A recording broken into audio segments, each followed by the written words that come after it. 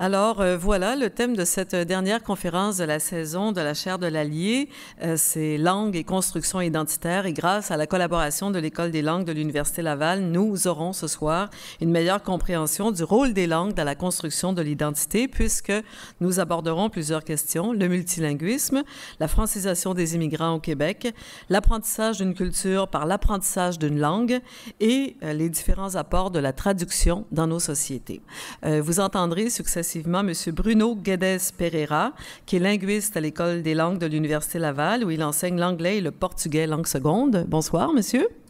Bonsoir à vous. Merci d'avoir accepté l'invitation de la chaire. Ensuite, M. Michel Usereau, professeur à la direction des politiques, des programmes et de la promotion de la francisation du ministère de l'Immigration et des communautés culturelles. Bonsoir, M. Usereau. Bonsoir. Bonsoir à vous. Ensuite, M. Luis-René Ayala Robledo, qui est responsable des élèves internationaux et chef d'équipe du programme en français au Québec au Collège Saint-Charles-Garnier. Bonsoir, monsieur. Bonsoir. Bonsoir à vous. Et enfin, Mme Isabelle Colomba, professeure agrégée au département des langues, de linguistique et de traduction et vice-doyenne à la recherche et à la création de la Faculté des lettres. Bonsoir, Mme Colomba. Bonsoir, Mme Guedes. Merci et bienvenue à vous. Alors, sans plus tarder, allez-y. C'est à vous, M. Guedes-Pereira. Merci. Okay. Donc, bonsoir à tous et à toutes. Donc, d'abord, j'aimerais juste vous dire, je suis un peu nerveux. Donc, si jamais je fais des petites gaffes, donc, je m'excuse d'avance. Donc, j'aimerais commencer mon exposé en vous racontant une petite histoire. Récemment, moi, j'ai adopté mon premier chien. Et là, vous vous demandez pourquoi est-ce qu'il me parle de mon chien, de son chien. Donc, je vais vous dire, attendez un peu, j'y arrive à mon objectif.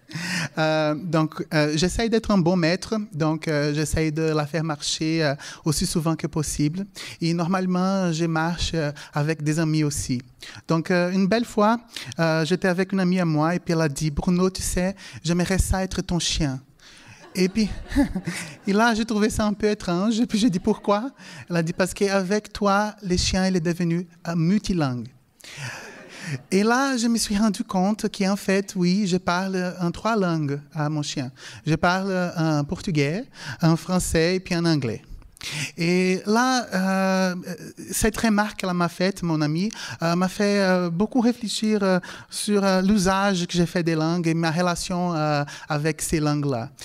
Donc, comme tout bon linguiste, je voulais voir si je pouvais trouver une règle générale qui puisse expliquer dans quel contexte j'ai choisi de parler une langue ou une autre langue à mon chien. Donc, j'ai pensé à ça, j'ai fait beaucoup d'attention et puis j'ai mis la première hypothèse. Je me suis dit, quand je donne des commandements de base, donc j'utilise le français parce qu'elle a appris ces commandements de base-là en français. Quand je fais de la discipline ou bien quand j'enseigne d'autres commandements, j'utilise l'anglais. Donc, je dis « yes, no, good girl ». Et puis, quand je me sens affectueux, je lui parle en portugais. Donc, je dis « ah, mon bébé, ah, meu bebê lindo, ah, que coisa fofa ». Mais là, il a fallu que je récuse cette hypothèse parce que je me suis rendu compte que parfois, quand je faisais de la discipline, je parlais aussi en français et je lui parlais aussi en portugais. Et parfois, quand je me sentais affectueux, je parlais aussi en anglais. Donc, c'est-à-dire, mon hypothèse n'était pas bonne. Et là, j'arrive à l'objectif de ma présentation. Donc, je me suis rendu compte que la raison pour laquelle je n'étais pas capable de trouver cette règle générale-là, c'est parce que la relation que j'ai avec les langues que je parle est extrêmement complexe. Elle est indivisible. Elle est en constante évolution et aussi elle reflète l'idée que moi j'ai de mon identité culturelle. Donc, je vais vous parler un peu de mon parcours personnel. Je vais vous donner quelques exemples tirés de mon expérience personnelle pour vous montrer pourquoi est-ce que je pense ça. Okay, donc, tout d'abord, je suis né au Brésil. Donc, ma première langue, c'est le portugais. Et pendant ma petite enfance, moi, je parlais juste le portugais. Même si, dès un très jeune âge, moi, j'ai appris l'anglais et je le parlais aussi un peu, mais c'était un peu de façon vernaculaire. C'est-à-dire, moi, je parlais toujours avec quelques membres de ma famille ou bien dans l'école, dans les cours, des affaires comme ça. Mais ma langue première était en fait le portugais. Et à ce moment-là, je ne me demandais pas quelle est mon identité, quel est le moi. En fait, moi, c'était les lusophones. Donc, si vous ne connaissez pas les mots lusophone, ça veut dire locuteur du portugais. Okay? Donc, moi, je me voyais comme moi, le lusophone. Mais là, en arrivant à l'adolescence, tout a changé. Moi, j'ai commencé à vivre dans un environnement qui était principalement anglophone. Et là, à ce moment-là, j'ai commencé à parler l'anglais dans tous les jours. Et puis, le portugais est devenu un peu vernaculaire. C'est-à-dire, moi, je parlais le portugais, mais je parlais avec ma famille au Brésil quand je les appelais ou bien à la maison. Mais une chose de plus, moi, j'ai commencé à vivre des expériences en Angleterre qui je ne pouvais pas vraiment utiliser le portugais pour être capable de l'exprimer parce que c'était des expériences complètement différentes et je n'avais pas de mots en portugais pour l'expliquer. Par exemple, je ne sais pas si vous connaissez c'est quoi un Yorkshire pudding. Okay. Donc, un Yorkshire pudding, normalement, c'est la nourriture. Hein? C'est un peu comme un pâté à la viande. Et puis, c'est salé, tout ça. Mais en portugais, je ne me voyais pas en parlant avec mes parents. Je ne me voyais pas en parlant d'un Yorkshire pudding en portugais, c'est-à-dire un pudding de Yorkshire. Parce qu'en portugais, un pudding, c'est quelque chose qui est très sucré, c'est un dessert. Donc là, c'était la première fois que je commençais à me demander, je m'opposais à ces gens-là au Brésil. C'était eux, les lusophones, et moi, mais quel moi? Est-ce que c'était les moi anglophones?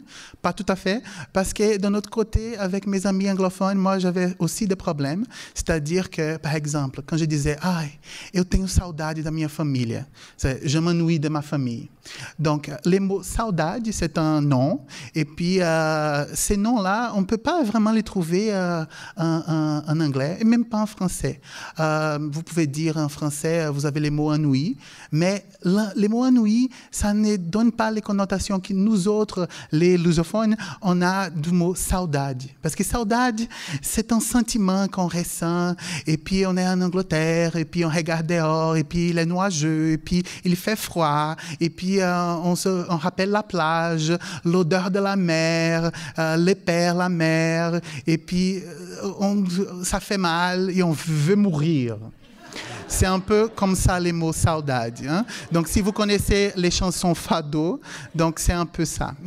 Donc c'est ça. Donc, à ce moment-là, je m'opposais aussi. Donc là, c'était moi, l'anglophone, qui s'oppose à eux, les anglophones, qui s'opposent à eux, les lusophones. Et puis là, je suis arrivé ici au Québec, il y a 14 ans. Et là, c'était quelque chose d'autre. Parce que là, je commençais à m'opposer aussi aux anglophones qui vivent ici et aux francophones, bien sûr. Et aussi aux anglophones que j'ai laissés en Angleterre. Parce que j'ai commencé à vivre des expériences ici que je ne pouvais pas expliquer en anglais. Donc, par exemple, si vous connaissez les oreilles de Chris, ben, en anglais, j'essayais d'expliquer ça en anglais. Donc, on a beau chercher dans le dictionnaire, on peut trouver les mots pork rind, mais c'est pas tout à fait la même chose. Et en plus, où j'habitais en Angleterre, on ne mangeait pas vraiment de pork rinds. Puis là, et en plus, expliquer pourquoi est-ce qu'on va appeler oreille de Chris à ces anglophones-là. Donc, vous voyez, j'arrive donc au bout de ce que je voulais vous dire. Cette relation que j'ai avec les langues que je parle, c'est une relation extrêmement complexe. Et pendant longtemps, j'étais confus. Quand les gens me demandaient d'où viens-tu, moi, je ne savais pas vraiment comment expliquer ça. Donc, moi, je ne me vois pas vraiment comme la somme de 3 blocs distincts. l'anglophone, les lusophones et tout ça. Non, je me vois plutôt comme quelque chose de mélangé, comme un Yorkshire pudding. Donc, on met beaucoup des ingrédients là-dedans et puis on va trouver quelque chose à la fin. Donc, je ne me vois pas comme luso-canadien ou bien franco-canadien ou bien tous ces mots-là qu'on utilise, qui sont à la mode, les mots à trait d'union. Je perçois mon identité culturelle comme quelque chose qui a évolué et comme je vous ai montré, et ça continue encore d'évoluer. Moi, j'ai commencé à apprendre l'espagnol, donc là, de plus, je me vois comme latino. Donc, c'est un peu étrange. Donc, j'ai cessé vraiment de voir mon identité culturelle comme appartenance à un groupe spécifique. Je considère que c'est plutôt le résultat d'un long processus de vie qui est individuel, qui est unique. Donc là, j'arrive un peu à la fin de mon exposé et je vais vous laisser avec une question pour réflexion. Je pense qu'il y a plusieurs problèmes que les sociétés qui abritent plusieurs communautés linguistiques font face. Elles découlent, il me semble, de cette volonté, cette quête éternelle pour l'appartenance à un groupe spécifique, soit-il linguistique, culturel ou bien ethnique. Peut-être qu'on vivrait mieux tous ensemble si on arrêtait de voir la langue comme signe absolu de l'identité culturelle et plutôt comme résultat de notre parcours personnel. Donc peut-être qu'on devrait, nous tous, essayer de rendre nos chiens multilingues. Donc merci beaucoup. Oh, merci beaucoup.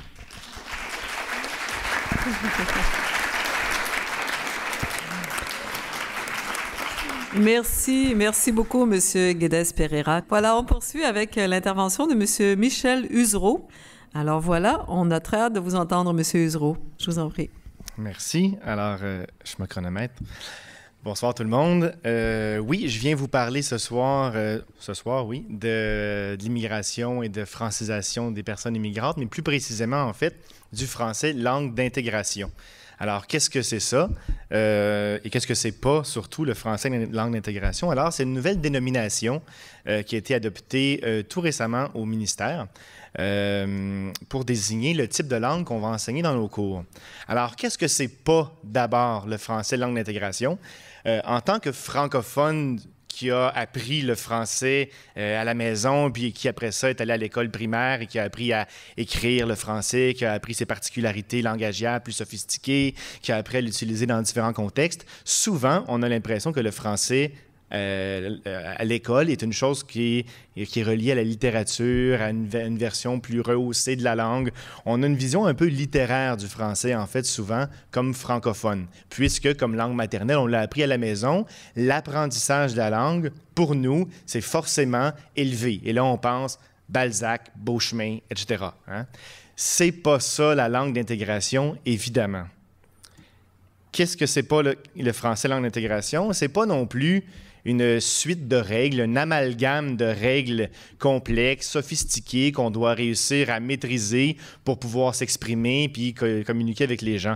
En fait, oui, bien sûr, les règles existent, mais les règles ne sont pas suffisantes pour pouvoir s'exprimer avec nos concitoyens. Un exemple de ça avait été donné, je pense, par Claude Germain, mais je ne suis pas certain.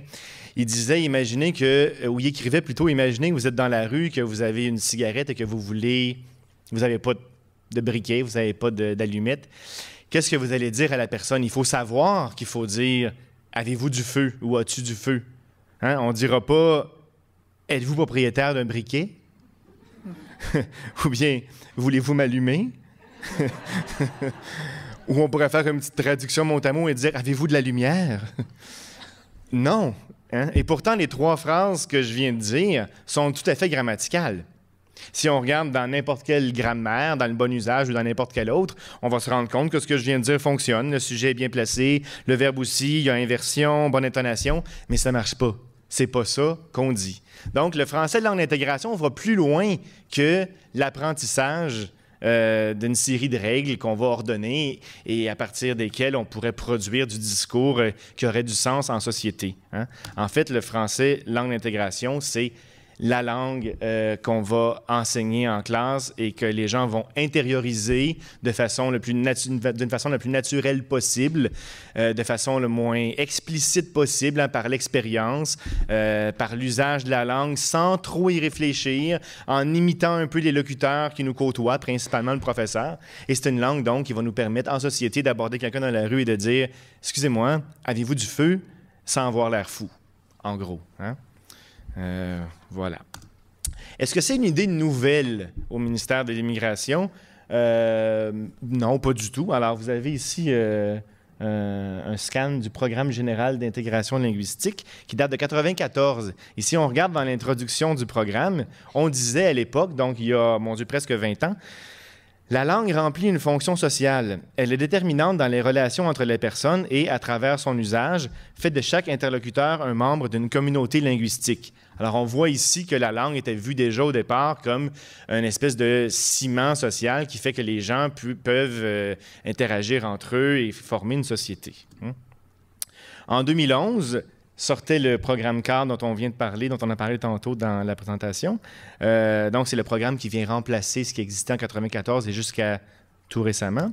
Et dans ce programme cadre-là, dans l'introduction, on dit que la personne adulte et migrante doit acquérir le plus rapidement possible les bases linguistiques qui lui permettront d'avoir accès en français aux services essentiels, de communiquer avec les membres de la société québécoise et de s'épanouir dans une langue qui n'est pas la sienne. Au Québec, un apprentissage approprié de la langue française garantit un accès plus facile à la recherche d'emploi et au maintien en emploi, et ouvre des perspectives utiles dans la poursuite des études. Alors, vous voyez qu'ici non plus, on n'a pas parlé de l'accord du participe passé quand vient le temps de définir la langue.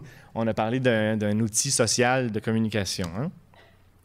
Hein? On précise aussi que la langue enseignée en est une d'intégration, car elle passe par l'apprentissage du code linguistique, bien entendu. Ça existe quand même, les règles sont là, mais ça passe aussi par l'apprentissage des éléments socioculturels et des valeurs de la société québécoise qui sont intégrés au programme d'enseignement. Hein? Par exemple, bon, là, ça va défiler un peu vite, je vais reculer un petit instant, voilà.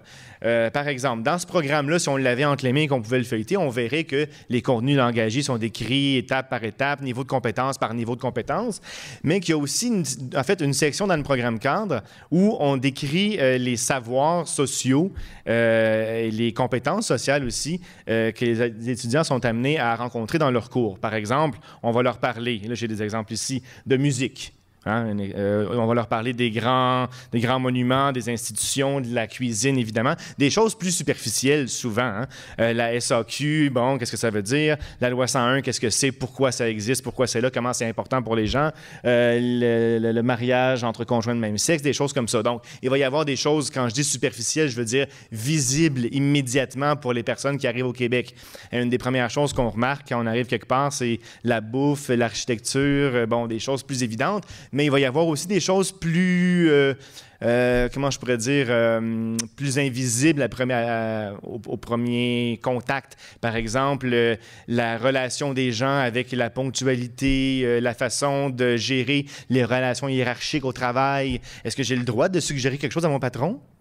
Est-ce que je ne devrais pas faire ça? Est-ce que je devrais? Est-ce que c'est bien vu? Est-ce que ça ne l'est pas? C'est des choses qui peuvent varier beaucoup, et pas seulement entre pays francophones et non francophones, mais même entre pays francophones.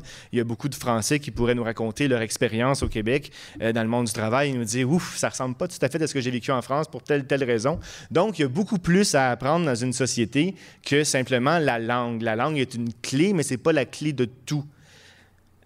Hein? Donc, voilà. Donc, on comprend, on est d'accord que pour intégrer une société, on doit apprendre la langue et ses valeurs et les valeurs de la société. On doit connaître des contenus socioculturels, des choses comme ça. Mais je vous parle de langue depuis tantôt, mais de quelle langue je parle précisément?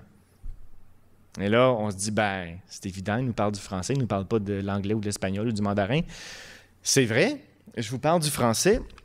Mais il existe plusieurs variétés de français. Il existe plusieurs registres de français. C'est une préoccupation qui existait déjà au départ dans le programme général d'intégration linguistique en 1994. Et on se posait la question. On se disait, 93, bon, excusez-moi, c'est pas dans le programme général, c'est dans le matériel qui allait avec. Hein? Donc, la question de la langue enseignée se pose. Considérant les situations présentées, les registres proposés sont surtout familiers et semi-soutenus. La langue enseignée est une langue qui présente les caractéristiques de la réalité québécoise. Qu'est-ce qu'on veut dire par là? Imaginez que vous êtes professeur. Vous arrivez en classe. Et là, bon, vous dites, il faut que mes étudiants apprennent à poser des questions. Hein? On va apprendre à demander aux gens si on va au restaurant, tiens.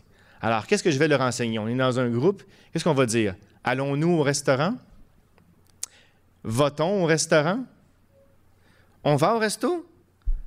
Est-ce qu'on va au resto? On va-tu au resto? Celui-là est celui qui fait généralement sourire, parce qu'on se reconnaît, on l'entend partout. C'est une chose qui est utilisée par une grande majorité de personnes dans une grande majorité de situations, mais étonnamment, ce n'est pas une structure, le « on va-tu » qu'on va retrouver dans beaucoup de manuels d'apprentissage du français. Et pourtant, en sortant de la salle de classe, c'est dans une grande partie des situations de la vie ce qu'on va entendre. Imaginez qu'on vous a appris en classe à dire... Imaginez une situation, par exemple, où vous avez un petit garçon puis on lui dit « Va demander à ta mère ou à ton père si... à ta mère, on va dire à ta mère, c'est plus intéressant à cause du pronom. Va demander à ta mère si on peut aller au parc ensemble. » Et le petit garçon court et revient. Et là, la personne s'attend à entendre, à dire plutôt « Est-ce qu'elle veut? » Et en fait, la personne dit « Puis, à veux-tu? » Alors là, il faut comprendre que le « à », quand vous avez appris le français en salle de classe, d'habitude, c'est un auxiliaire, hein, c'est l'auxiliaire du passé composé. Elle a voulu, bon, elle veut. Ah, tiens, c'est un passé composé spécial, ça. Hein? Et là, le tu, c'est le sujet, il est placé après, tout va bien. Donc, c'est est-ce que tu as voulu? Mais là, on est perdu. Hein? Évidemment, on peut dire que en vivant en société, on peut finir par comprendre ces structures-là puis les intégrer, mais ça prend du temps. Et le rôle d'une salle de classe, c'est justement d'accélérer ce processus-là.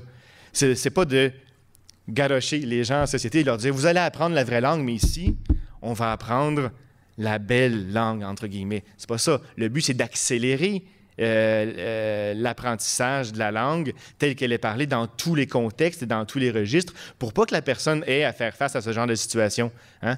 Pour pas qu'on lui dise dans une entrevue d'emploi, par exemple, où elle doit faire des livraisons, « Avez-vous un char? » et qu'elle réponde « J'ai fait mon service militaire, mais là, je n'ai plus de tank, non. » C'est un fait authentique ce que je vous raconte. C'est une collègue qui m'a déjà raconté ça. Donc, le but d'une salle de classe est d'éviter ça, entre autres choses. Voilà. En 2012, la même notion d'apprentissage d'une langue à différents registres là, existe encore. Alors, dans une formation sur l'enseignement de l'oral, on disait « Les enseignants privilégient dans leur enseignement l'utilisation de registres adaptés aux situations, aux interlocuteurs et aux lieux, etc. Hein? » Donc, ça veut dire que la langue se module selon les contextes où on l'utilise. Et c'est pas vrai qu'en parlant, on va utiliser ne tout le temps. D'ailleurs, je suis pas sûr d'en avoir utilisé beaucoup depuis que je vous parle et personne sursauté sur son banc. Parce que, justement, même en contexte relativement formel, la chute du nœud n'est pas tellement grave. D'ailleurs, j'aurais dû avoir un nœud dans ma phrase, il n'y en avait pas là. Donc, on se rend compte de ça. Tous ces éléments-là, en fait, la citation de 93 et celle de 2012, reflètent l'idée du français langue d'intégration. Même si souvent on intègre assez bien l'idée que la langue qu'on enseigne doit être une langue d'intégration, dans la pratique, ce n'est pas toujours le cas dans les salles de classe. Il y a une chercheure, Corinne Weber, de l'Université Paris 3, Sorbonne Nouvelle, qui nous dit « Lorsque les étudiants étrangers viennent dans nos universités françaises, il est fréquent de les entendre dénoncer l'écart existant entre le français qu'ils pratiquent en classe de langue dans leur pays d'origine et celui qu'ils entendent dans l'environnement français. » Et là, la conclusion qui m'intéresse, les usages et les discours ordinaires évoluent et sont peu légitimés dans les pratiques de classe. Ça veut dire quoi? Mais ça veut dire que, par exemple, quand on prend une méthode d'apprentissage du français au hasard, je ne la nommerai pas ici, je ne me souviens même pas c'est laquelle, mais qu'on regarde les différentes façons qu'on peut avoir de répondre « oui ». On a « oui » certainement, bien sûr, bien entendu, évidemment. On a même « certes hein? » et « entendu », mais nulle part on trouve « mais-en ». J'ai une étudiante qui m'a demandé... J'ai une étudiante qui m'a demandé déjà, des collègues, j'avais dit de quoi à mes collègues et ils m'ont répondu « mais-en ». Est-ce qu'ils étaient d'accord avec moi? Et elle me demandait ça des jours après l'événement. Vous imaginez les choses qui peuvent travailler dans un cerveau comme ça quand on ne comprend pas avec ses collègues et puis qu'on est un peu tanné de leur demander à chaque fois de répéter. Bon, ici, le maison, à la limite, ça peut être vu comme une expression un peu peut-être familière ou peu importe, mais ça peut être le cas pour d'autres structures qui sont tout à fait courantes. Par exemple, si je regarde les 5 structures interrogatives, en fait, il y a une seule structure ici, mais 5 extraits. On a « doit-on »,« puis-je »,« sont-ils »,« veux-tu » ou « voulez-vous ». Hein? Supposons qu'on classe ces structures-là en 2 groupes, les formels soutenus ou plus utilisés à l'écrit ou les courants et neutres. Qu'est-ce qu'on dirait pour « doit-on »,« puis-je » et « sont-ils » ?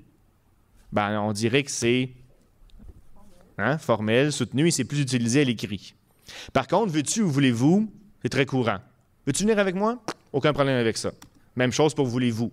Bien sûr que le vous est formel, mais la structure elle-même s'utilise de façon tout à fait courante, c'est pas littéraire. Si on regarde maintenant les interrogatifs partiels qu'on peut construire avec les mêmes interrogatifs totales, l'interrogatif partiel, c'est une interrogative dont la réponse n'est pas oui ou non. Hein. Quand doit-on, ou puis-je, ou depuis quand sont-ils? C'est encore du formel et du soutenu et plus à l'écrit. Mais quand veux-tu et à qui voulez-vous, c'est déjà plus formel et soutenu. Hein? Quand veux-tu partir, on va plutôt dire quand est-ce que tu veux partir. Ou, bon. À qui vous voulez parler. Et ça passe très bien. Alors, comment se fait-il que si ces structures-là sont si formelles et si présentes à l'écrit, dans la plupart des manuels d'apprentissage du français, on trouve une structure comme « quelle heure est-il » ? Si vous faites le tour des manuels, vous allez voir, c'est presque toujours elle qu'on rencontre et jamais des structures plus courantes comme « il est quelle heure » ou « quelle heure il est ». Hein? Donc, les structures auxquelles on s'attendrait dans un manuel dont le but serait d'apprendre le français langue d'intégration. Je vais passer par-dessus quelques diapos, mais tout ça pour vous dire donc qu'il faut aussi se pencher sur la langue et se demander qu'est-ce qui est familier et qu'est-ce qui ne l'est pas. Est-ce que le fait de ne pas utiliser le « ne », c'est vraiment familier quand on sait que 95% des phrases que les locuteurs font, au moins, contiennent pas le « ne ». Est-ce que le fait de prononcer « ya » au lieu de « il y a », c'est aussi, ça relève de la langue familière, alors que si vous écoutez la radio, et vous porterez attention demain en écoutant la radio ou la télévision, même en contexte formel, quand les gens font des discours qu'ils ne sont pas en train de lire, par exemple, ils vont prononcer « ya ». Est-ce qu'on ne devrait pas exposer nos étudiants à cette langue-là et même s'attendre à ce qu'ils produisent une langue qui ressemblerait à ça? Et on pourrait poser la même question au propos de la particule « tu ». Si je vous dis « bon, on peut-tu commencer ?» Personne ne va trépigner sur son siège. Hein? Merci beaucoup. Voilà. Merci, M. Usereau. Alors, on va poursuivre avec la présentation de Luis René Ayala Robledo qui va nous parler de l'initiation à une culture par l'apprentissage d'une langue. Luis René Ayala Robledo, s'il vous plaît. Merci beaucoup. Alors, j'ai beaucoup de réflexions à vous proposer pendant 15 minutes. Mais surtout, j'aimerais qu'on garde en tête que c'est une réalité que je vous présente à Québec. Je ne peux pas parler d'une réalité à Montréal, c'est vraiment une réalité à Québec, avec l'optique d'un Mexicain, moi, qui est arrivé ici il y a 8 ans et qui a appris le français, pas avec les cours de francisation du ministère de l'Immigration, mais ici à l'Université Laval avec le programme de français langue seconde et français langue étrangère. Alors, moi, la présentation, je l'ai divisée en 3 parties. Une première partie que j'appelle point de départ, où l'objectif, c'est de déterminer quelques concepts de base que j'aimerais qu'on garde en tête pendant la présentation.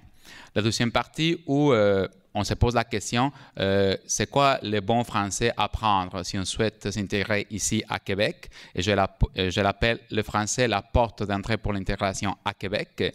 Et une dernière partie où on va analyser si l'apprentissage d'une langue va affecter ou va toucher ma personnalité. Le premier concept, ce n'est pas quelque chose de nouveau. On a déjà entendu parler de ça à plusieurs reprises. Apprendre une langue, c'est beaucoup plus qu'apprendre des règles de grammaire. C'est plus que sujet, verbe, complément, préposition, etc. Il faut vraiment découvrir les gens qui parlent la langue cible, donc le français. Alors, il faut découvrir les Québécois, leur passé, histoire, habitudes, etc. Pour, même si j'ai l'air un peu romantique quand je le dis, on ne parle pas le français avec un dictionnaire dans la main, on va parler le français avec les sentiments, avec le cœur. C'est là que je peux dire qu'on parle le français comme langue maternelle. Deuxième concept, c'est que la langue est le reflet d'une société et de sa culture.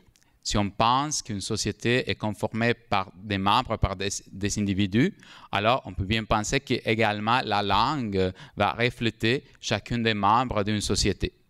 Chaque personne a sa langue. Ici, dans la salle, tout le monde parle français, mais on a tous des mots à nous, des expressions à nous, et même le ton de notre voix est différent.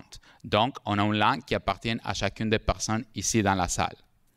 Qu'est-ce qui se passe quand notre cher bonhomme bleu, donc Louis, alors moi, arrive ici pour s'intégrer à Québec? Un concept qu'il doit garder en tête, c'est qu'il faut briser les ponts avec son origine. Je ne parle pas de nier notre origine, mais bien de couper les ponts avec l'actualité de mon pays, la musique de mon pays, la nourriture de mon pays, les liens avec ma famille, avec mes amis, pour le simple fait d'être physiquement ailleurs. Si je coupe les ponts avec mon origine, et ça touche également la langue, alors il faut établir des ponts où, ici à Québec, avec qui? Avec les Québécois. On peut lire aussi que j'ai mis le mot racine. Moi, je me vois comme une plante qui existait au Mexique. Alors, j'étais là, j'avais des racines qui ont poussé pendant 30 ans. J'ai arrosé la plante au Mexique et à un moment donné, on a pris la plante, on l'a déposée ici à Québec. Qu'est-ce qui se passe? Je commence à arroser la plante ici à Québec. Les racines au Mexique vont devenir faibles parce qu'il n'y a plus d'eau pour les nourrir. Je suis à Québec. Le plus de temps que je passe ici à Québec, les racines vont devenir plus fortes et donc je vais avoir un sentiment d'appartenance à Québec et avec les Québécois. Il y a des gens qui viennent d'un autre pays pour s'installer qui m'ont dit « c'est pas vrai, je ne veux pas perdre mes racines ». Malheureusement, ça va arriver et ça va arriver avec le temps. Alors ça, il faut le garder toujours en tête. Donc, l'identité d'un immigré va évoluer pour la simple raison d'être dans une autre communauté. Revenons à Louis, c'est lui qui veut s'intégrer ici à Québec. Alors, il doit faire quoi? Il faut qu'il rentre en contact avec les Québécois. Ici à Québec, tout le monde parle français. Alors, il faut apprendre le français pour rentrer en contact avec les Québécois. Solution facile, je peux arrêter la présentation ici. Je veux rentrer en contact avec les Québécois, je prends le français, je fais une intégration. Malheureusement, ce n'est pas si facile. Pourquoi? Et c'est là qu'on va dire que le français est la porte d'entrée. Il y a des portes pour le travail, il y a des portes pour faire des études, il y a des portes pour faire des relations interpersonnelles. Si on regarde, chacune des portes est différente. Couleur, il y a des portes en bois, en métal, et chaque porte a une serrure aussi qui est différente. C'est là que moi, je vais dire que plutôt d'être la porte d'entrée pour faire une intégration, c'est la clé pour ouvrir les différentes portes. Ça veut dire qu'il me faut une clé différente, donc un français qui est différent pour aller étudier, travailler, établir des relations interpersonnelles. Ajoutons quelque chose d'encore plus complexe. Quand on arrive ici, est-ce que Louis, il est conscient des portes qu'il doit ouvrir, des portes qu'il souhaite ouvrir? Est-ce qu'il est conscient de quel type d'intégration il souhaite faire? Est-ce qu'il est conscient dans quel milieu socio-culturel il veut s'établir, il veut percer? Je peux vous dire que même si on est des gens qui aiment beaucoup planifier, qui aiment ça prévoir le futur, on n'est pas capable de répondre aux questions au 100%. Je ne peux pas savoir, quand je suis arrivé ici il y a 8 ans, que je serais assis à l'Université Laval en train de parler de français. Je n'avais vraiment aucune idée. En plus, il y a quelque chose que c'est le bagage. Donc, mon passé. Et ça va avoir vraiment un impact sur l'apprentissage du français et donc l'intégration. Ça veut dire, ce que je fais des études au Mexique. Je suis allé à l'université. Je travaillais où? Ma famille, c'était des gens qui avaient fait des études aussi.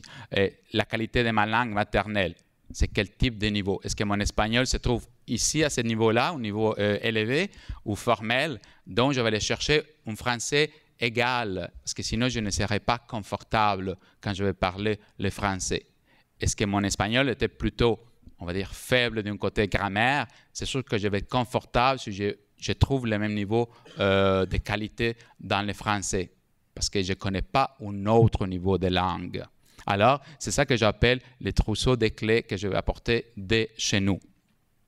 même si je laisse tomber les clés de la langue espagnole, le porte-clés vient avec moi et c'est là où je vais déposer les clés du français et ça va être avec moi toujours. Qu'est-ce que ça veut dire? Moi, je sais, j'ai toujours la misère avec les voyelles nasales. Ça va être comme ça toute ma vie, j'imagine. Et B, V. Ça fait partie de mon porte-clés. Alors, partons de l'idée que lui, finalement, il est conscient des portes qu'il souhaite ouvrir, dont les clés dont il a besoin pour son porte-clés. Alors, solution facile de nouveau, on va à l'école. Alors, selon mon expérience, il faut plonger dans l'apprentissage de la langue française.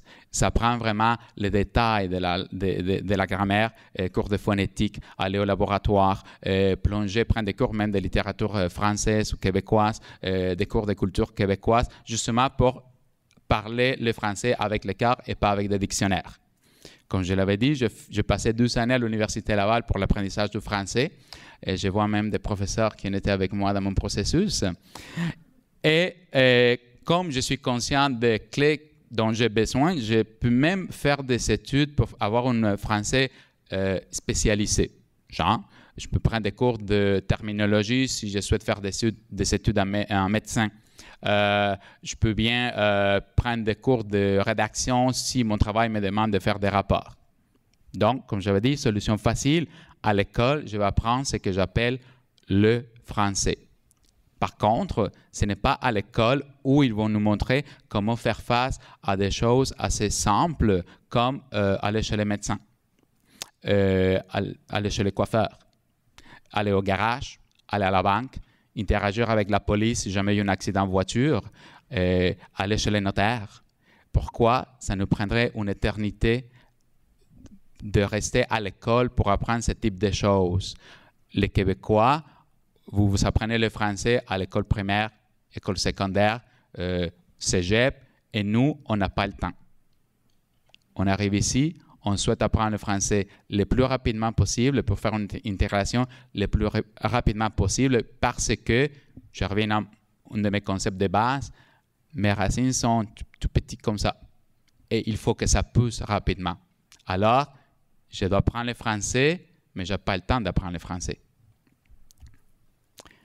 Alors, c'est notre français qu'on va l'apprendre et qui va se construire à l'extérieur de l'école. C'est là que je vais faire un peu mon français sur mesure qui va répondre à mes besoins, aux portes que je souhaite ouvrir. En plus, le français va être touché par les gens qui font partie de mon intégration. Ça veut dire, si par exemple mes amis ici à Québec, c'est des gens qui vont sacrer tout le temps. C'est sûr et certain que je vais adopter des sacres dans mon dictionnaire. C'est comme un bébé quand il apprend une langue. Si ses parents disent des sacres tout le temps, mais c'est sûr que lui, à 6 ans, il va commencer à sacrer également.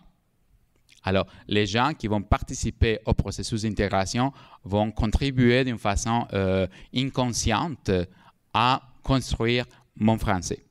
Alors, d'un côté, on dit que le français va jouer un rôle assez important pour donner une qualité dans l'intégration, mais en même temps, il va se transformer pendant le processus d'intégration. Est-ce que le français va me changer? Est-ce que le français va changer ma personnalité? Bon, leçon avant claire, c'est quoi la personnalité? La personnalité d'un individu est conformée par ce qu'il pense, ce qu'il ressent, son comportement et la façon comme il va interpréter la réalité. Quand nous sommes ici à Québec, on n'a pas un autre choix qu'exprimer nos idées et nos sentiments en français. On va avoir un comportement dans une société qui fonctionne en français et on fait une interprétation d'une réalité qui nous est montrée en français. Donc, oui, le français va toucher notre personnalité quand on fait une utilisation permanente de la langue. Et je souligne permanente. Si je suis mexicain, je me tiens uniquement avec des latinos. Je travaille au petit resto mexicain ici à côté de l'Université Laval où le texte se trouve en espagnol, où je vais parler la moitié du temps en espagnol et en français.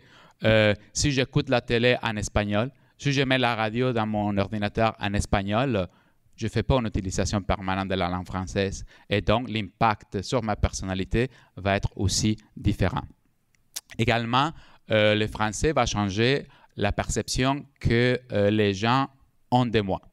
Le français, c'est un type d'emballage de sac qui va me présenter aux personnes. Je vous donne un exemple assez évident avec les iPhones, l'application Siri, c'est la petite madame avec qui on peut parler et poser des questions. Quand je la mets à parler en espagnol, je trouve qu'elle est vraiment drôle. Okay?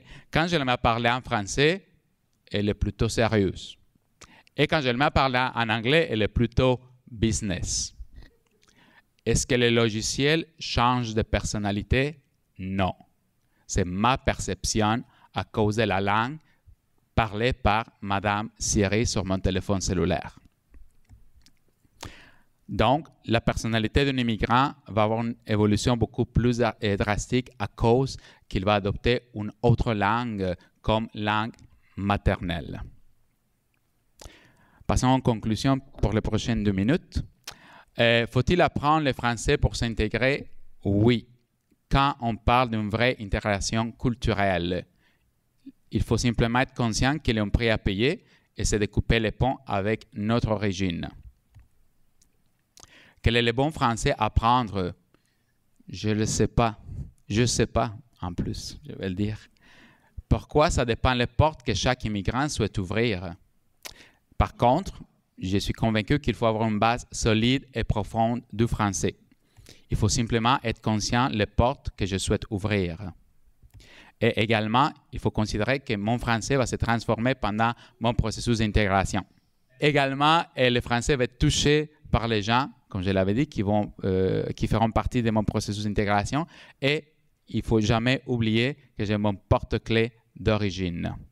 Finalement, est-ce que l'apprentissage d'une nouvelle langue va-t-il transformer notre personnalité? Non. C'est son utilisation permanente qui va aller toucher ou qui va toucher ma personnalité. Finalement, je peux vous dire qu'après 8 ans, avec beaucoup de fierté, je peux dire que le français est le reflet et en même temps le miroir d'une nouvelle étape de ma vie. Merci beaucoup. Merci. Merci beaucoup, Luis René Ayala. Donc, voilà, Ayala Robledo. Madame Colomba, c'est à vous, s'il vous plaît. Je vais donc vous parler du rôle de la traduction dans la vitalité des langues. Pour commencer, je vous dirais que la traduction est un phénomène séculaire qui est à la fois généralisé et la plupart du temps invisible. On estime qu'environ 80% de ce qu'on lit en français au Canada seraient des traductions et la plupart du temps, elles le sont à notre insu. On ne remarque généralement une traduction que lorsqu'elle est particulièrement mauvaise ou tout simplement mauvaise ou lorsqu'elle est particulièrement réussie. Et je vous dirais que la deuxième option est assez rare. Tout d'abord, je vais vous parler de la traduction comme facteur de diversité linguistique. Il faut savoir que dans le monde actuellement, on parle quelques 6000 langues. Selon les spécialistes, ce nombre varie entre 5000 et 7000, ce qui tend à montrer qu'on connaît à peu près autant les langues que les créatures mystérieuses qui vivent dans les abysses, puisqu'on est à peu près à 2000 près. L'UNESCO a lancé il y a quelques années quand même un projet, un atlas des langues en danger dans le monde. Et donc vous voyez qu'ici on dit que d'ici la fin du siècle, on perdrait à peu près la moitié des quelques 6000 langues recensées dans le monde. Selon certains spécialistes même, on aurait chiffré à 25 le nombre de langues qui meurent chaque année, ce qui est assez énorme. Alors, l'UNESCO a lancé des projets justement qui permettent d'établir une forme de vigilance sur les langues qui pourraient disparaître. Pourquoi il est important de préserver ces langues ? Pour différentes raisons, on les abordera et on pourra le voir plus tard dans la discussion. Entre autres parce qu'il existe un lien fondamental, dit encore l'UNESCO, entre la langue et les savoirs traditionnels qui sont liés à la biodiversité. certaines communautés locales et indigènes ont établi des systèmes de classification complexes pour le monde naturel et que cette compréhension du monde naturel est tellement profonde que seule cette langue permet d'exprimer ces réalités naturelles. S'ils se mettent à parler d'autres langues, eh bien, ils risquent de perdre ces connaissances et on risque de voir l'environnement local sévèrement endommagé tout simplement par un changement de langue parce qu'on ne saura plus désigner certaines réalités, certaines techniques. Cela dit, comme on le fait remarquer, entre autres, Claude Agege, les langues, tout comme les civilisations, sont tout à fait mortelles et c'est dans l'ordre des choses qu'elles disparaissent. Mais les langues ont une particularité, c'est celle de pouvoir ressusciter. Et je vais vous citer 2 exemples de résurrection de langues par le biais de la traduction, il fallait bien que je vous en parle. Le premier cas, c'est un projet qui a été lancé par l'Association des traducteurs, correcteurs et interprètes de langue basque en liaison avec le département de culture du gouvernement basque. La langue basque est une langue qui est dite vulnérable selon l'UNESCO et qui a à peu près 660 000 locuteurs qui sont répartis entre la France et l'Espagne. Donc il y a quelques années, ces organismes ont lancé un projet de traduction de littérature universelle vers le basque afin de permettre aux bascophones d'accéder au patrimoine culturel universel dans leur langue maternelle. Fait très intéressant, les 100 premiers titres de cette collection de langues de littérature universelle sont déjà épuisés. C'est dire le succès qu'ont eu ces traductions. Et j'ai eu connaissance de ce projet il y a quelques années parce que j'avais parmi mes étudiants de traduction littéraire une excellente étudiante bascophone qui traduisait d'ailleurs excellemment bien de l'anglais vers le français, bien que ce fût sa 4e, respectivement ses 4e et 3e langue. Et c'était une de mes meilleures étudiantes et elle en l'occurrence, elle a traduit Poil de carotte de Jules Renard. Deuxième exemple, c'est l'exemple du Wapanak par le biais du Wapanak Language Reclamation Project. Le Wapanak est une langue algonquine du sud-est du Massachusetts qui était restée morte pendant 150 ans. Et puis, un jour, une Wampanoag elle-même, Jessie Little Baird, qui était linguiste, a lancé un projet avec le MIT pour ressusciter le Wampanoag. Et cette résurrection a pu être possible grâce à l'existence de traductions de documents des XVIIe et XVIIIe siècles qui avaient été écrits en anglais, qui avaient été traduits en Wampanoag, ainsi que par une traduction de la Bible de l'anglais vers le Wampanoag. Et grâce à ces pierres de Rosette, elle a pu reconstituer une grammaire, un dictionnaire et également faire des méthodes d'apprentissage. Et le fait merveilleux qui a dû, elle, la combler de joie, c'est que sa fille est la première locutrice dont le Wampanoag soit la langue maternelle après 6 générations d'extinction. Donc vous voyez le rôle des traductions qui ont joué le rôle ici de pierre de Rosette pour vraiment reconstituer une langue qui était morte. Autre rôle de la traduction, c'est le rôle de ciment de Babel. On l'a vu, on compte une moyenne de 6000 langues. Il est sûr que ça prend des ciments assez forts pour établir des liens entre tout cela. La photo que je vous montre ici, c'est une œuvre de Marta Menuhin, qui est une artiste argentine et qui a fait une tour de Babel constituée de livres. On ne voit pas très bien là, mais ce sont des livres écrits dans différentes langues. Alors, c'est pour illustrer la manière dont je pourrais voir la tour de Babel par l'intermédiaire des livres. Dans un ouvrage intitulé « Le poisson et le bananier, une fabuleuse histoire de la traduction », David Bellos, dans un chapitre intitulé « Peut-on éviter la traduction ?» car vous aurez remarqué qu'on passe notre temps à se justifier, pose les questions suivantes. Comment pourrait-on se passer de traduction? Il paraît vain de se demander dans quel monde nous vivrions si la traduction n'y opérait pas sans cesse à tous les niveaux, depuis les messages bilingues sur les écrans de guichets automatiques jusqu'aux entretiens confidentiels entre chefs d'État, depuis la notice de garantie d'une montre que nous venons d'acheter jusqu'aux classiques de la littérature mondiale. En effet, pour beaucoup, la traduction est un mal nécessaire, une conséquence néfaste de ce qu'on appellerait la malédiction de Babel. Comme le font remarquer certains chercheurs, c'est comme si l'humanité tout entière vivait dans la nostalgie de la langue adamique et rêvait d'une langue commune à toute l'humanité. Ce serait parfois bien plus pratique. Or, comme le dit le traductologue Mikhail Ustinov, contrairement à une idée reçue, les langues ne sont pas interchangeables, car chacune recèle une vision du monde qui lui est propre. Il suffit de penser au nombre de mots qui existent en Inuktitut pour désigner toutes les formes que peuvent prendre la neige ou la glace. Ça varie selon les sources, mais si on devait recourir à la traduction, on se trouverait bien vite mal pris. Et c'est la vision du monde des Inuits qui est ici exprimée par ces éléments naturels. On en revient à ce que disait l'UNESCO que je vous ai présenté tantôt. C'est pour cette raison que certains linguistes, et au premier rang desquels le linguiste français Claude Agege, qui est un fervent défenseur de la diversité linguistique et qui connaît lui-même une 50aine de langues, juste une petite pause, même la fourchette basse du nombre de langues existantes, ce serait 5000. 50 langues, c'est à peu près parmi les records. Je crois qu'on recense parmi les plus grands polyglottes, ça se situe aux alentours de 50-60 langues. Donc Claude Agege est l'un des plus grands polyglottes qui soit, et il parle à des degrés divers bien évidemment, à peu près 1% des langues qui existent sur la planète. Donc, selon ces linguistes, et en l'occurrence lui, eux s'insurgent contre la suprématie d'une langue au détriment des autres, car l'amplification de cette tendance risquerait de mener à une uniformité qui serait préjudiciable à la diversité culturelle, voire à la mort de certaines cultures. Et d'ailleurs, le rôle de la traduction s'illustre fort bien à l'échelle de l'Europe, qui est une forme de mini-Babel, où se côtoient 23 langues officielles pour 27 pays.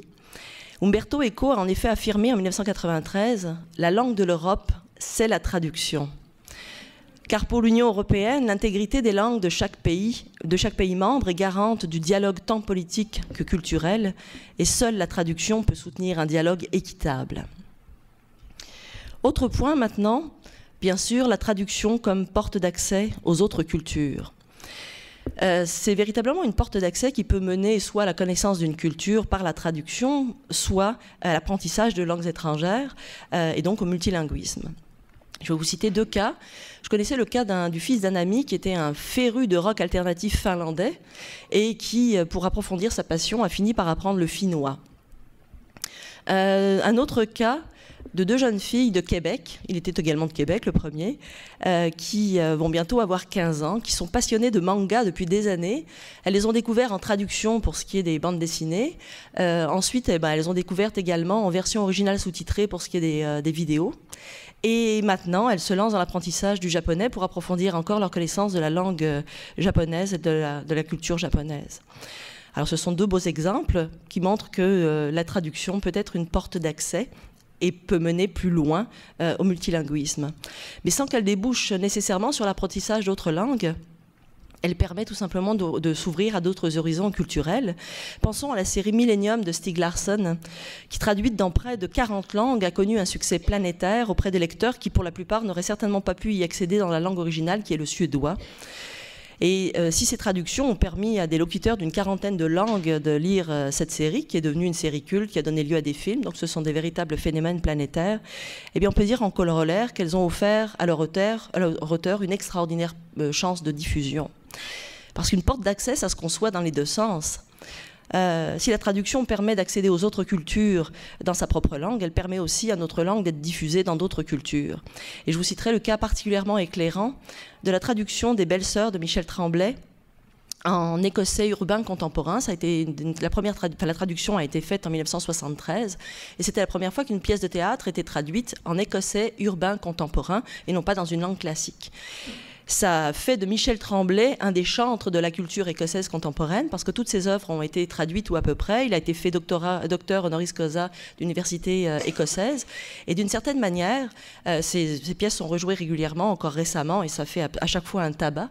Il a été un instrument du renouveau de l'identité écossaise, de par le fait que ces traductions ont été créées en écossais vernaculaire. Et elles ont permis d'établir comme une parenté entre la culture qu'il voulait représenter par la langue qu'il utilisait et la culture scots urbaine contemporaine. Alors vous voyez, on peut aussi exporter notre culture par la traduction. Si, comme on l'a vu plus tôt, les langues ne sont pas interchangeables, parce que chacune recèle une vision du monde qui lui est propre, nous devons absolument endosser le fait que traduire, c'est dire presque la même chose. Et c'est dans ce presque que réside le lâcher-prise à l'égard de cet idéal désincarné de perfection et de fidélité absolue qui non seulement habite la plupart des traducteurs, mais qui s'inscrit aussi dans les attentes de la plupart des lecteurs de traduction. Mais au-delà, dans toute communication humaine, même intralinguale, même lorsqu'on s'exprime dans notre propre langue avec un locuteur natif de la même langue, doit-on s'attendre à ce que notre message soit parfaitement formulé et parfaitement compris? Ne dit-on pas toujours, même dans notre langue, presque la même chose? Je vais soumettre à votre réflexion cette citation de l'écrivain français Bernard Werber qui dit « Entre ce que je pense, ce que je veux dire, ce que je crois dire, ce que je dis, ce que vous voulez entendre, ce que vous entendez, ce que vous croyez en comprendre, ce que vous voulez en comprendre et ce que vous comprenez, il y a au moins 9 possibilités de ne pas se comprendre. » Alors j'en reviens à se dire presque la même chose. Umberto Eco place la traduction sous l'égide de la négociation. Ici, le traducteur est un négociateur avec la paire de langues en présence, avec le texte, avec l'auteur, avec l'éditeur éventuellement, avec les lecteurs visés. Il est normal que le fruit de ces négociations se présente sous la forme d'une solution qui ne sera pas nécessairement parfaite, mais qui sera à la satisfaction des parties concernées par la négociation, ce qui implique nécessairement une renonciation partielle de la part de chacune des parties concernées. Seul le résultat final de cette négociation est ce qui s'offre au regard des destinataires. Si ceux-ci peuvent, à l'occasion, trouver ce résultat sous-optimal, c'est qu'ils n'ont pas eu connaissance des processus préalables de l'alchimie qui s'est opérée dans l'atelier du traducteur. Il importe aujourd'hui de poser comme prémisse la confiance dans le traducteur, qui, comme le mentionnait Valérie Larbaud en 1947, sera toujours le lecteur le plus attentif qui soit d'un texte. Depuis des siècles, le traducteur se cherche et la manière de traduire, voire les canons de la traduction, les notions d'équivalence et de fidélité se redéfinissent sans cesse comme une équation sans solution ou une équation sans fin. Un véritable équilibriste, le traducteur cherche sans relâche à conjurer l'écart, pour reprendre l'expression de Claire Malroux, traductrice d'Emily Dickinson. Mais pour effacer cette image sisyphéenne évoquant une écrasante fatalité, je proposerais plutôt de dire qu'en négociateur engagé, le traducteur doit conjuguer les écarts pour œuvrer sans relâche à renforcer le ciment de Babel, symbole éclatant de la diversité culturelle qui fait la richesse de l'humanité. Merci beaucoup. Merci.